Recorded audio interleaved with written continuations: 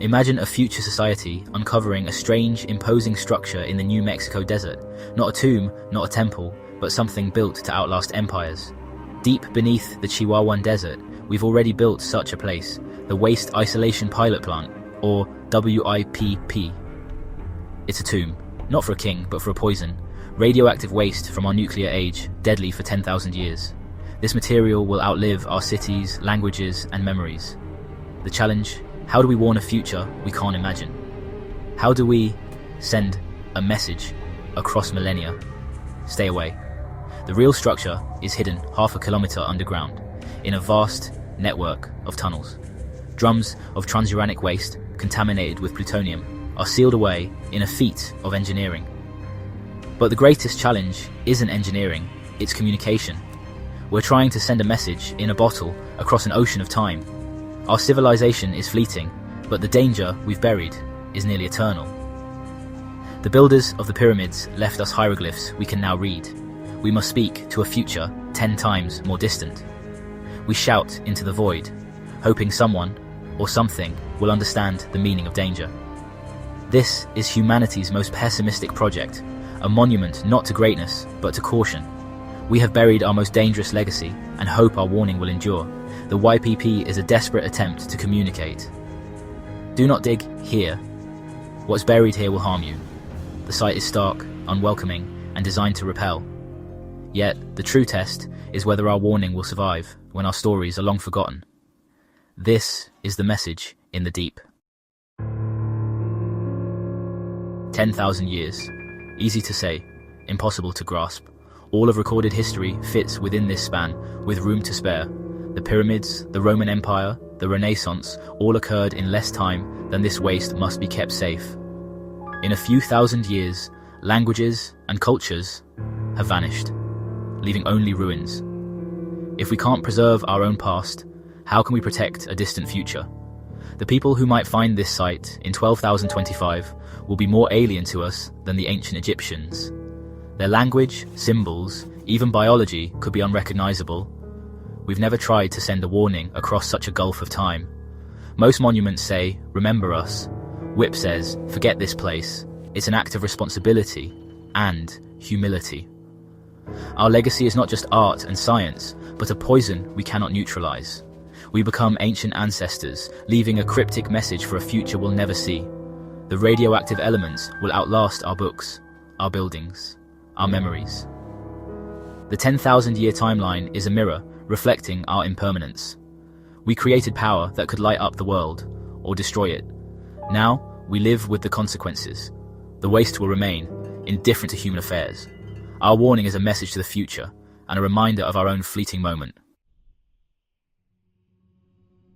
How do you build a container to last 100 centuries? Concrete and steel won't do. They decay over time. The answer: entomb the waste in a salt bed, stable for 250 million years, 655 meters below the desert. Salt is impermeable and plastic. It flows under pressure, sealing and cocooning the waste. The salt bed becomes a natural sarcophagus, healing its own fractures.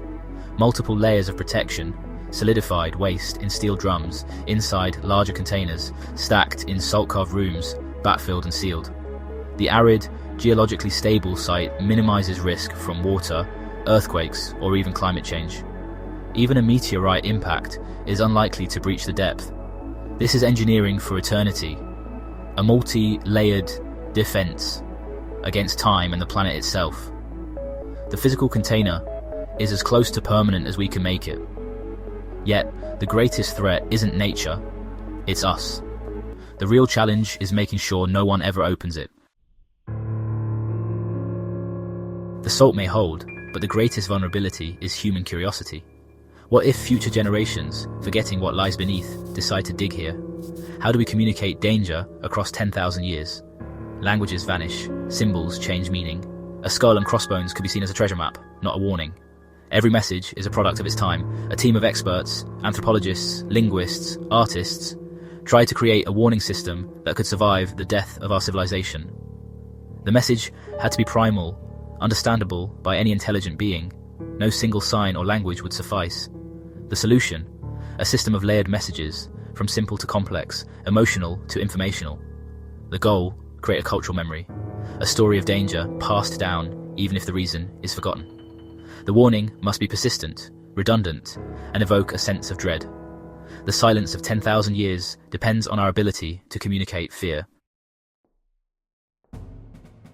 How do you speak fear?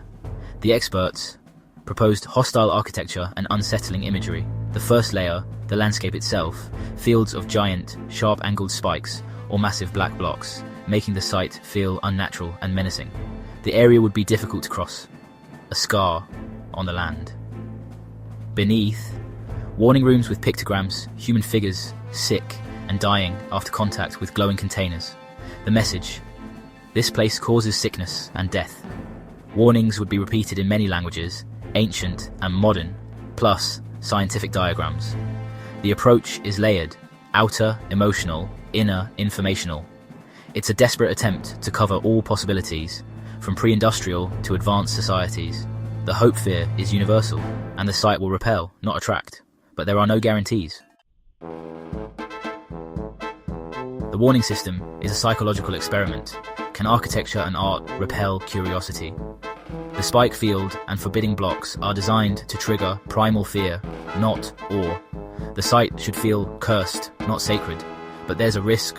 What if the architecture of dread becomes a tourist attraction, a modern Stonehenge? Future cultures might see it as a place of power, not danger. The very features meant to repel could become symbols of desire. Pictograms of suffering could be misread as rituals or ecstasy.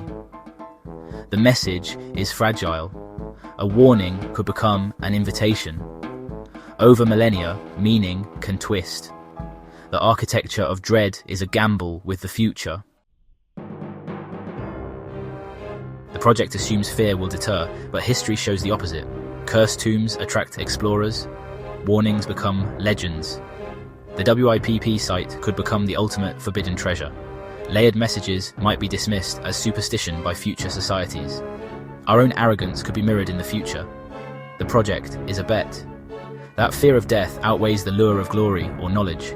If we lose, our warning becomes a trap. The stakes could not be higher. WIP is more than a disposal site. It's a monument to our fears and doubts. Every design choice admits our limitations. We trust engineering and geology, but not our own continuity. We assume our knowledge will be lost, our stories forgotten. The warning system is built on the expectation of failure. Civilization is temporary. The poison is permanent. We are forced to treat ourselves as a fleeting, amnesiac species. WIPP reflects our hubris and anxiety, a mirror to our age. It's a desperate attempt to clean up a mess we can't truly erase. Here is the paradox. We trust our waste will endure, but not our wisdom. The warning is for the future. Stay away. The time capsule is for us. This is how we see ourselves. We are a geological force, but expect our societies to be ephemeral. The silent markers are a question to the present. What kind of civilization must warn its own descendants to flee? The project forces us to think in millennia, not moments. The building waits, the waste decays, the sun beats down. The question will hang in the air for 10,000 years. Will anyone understand?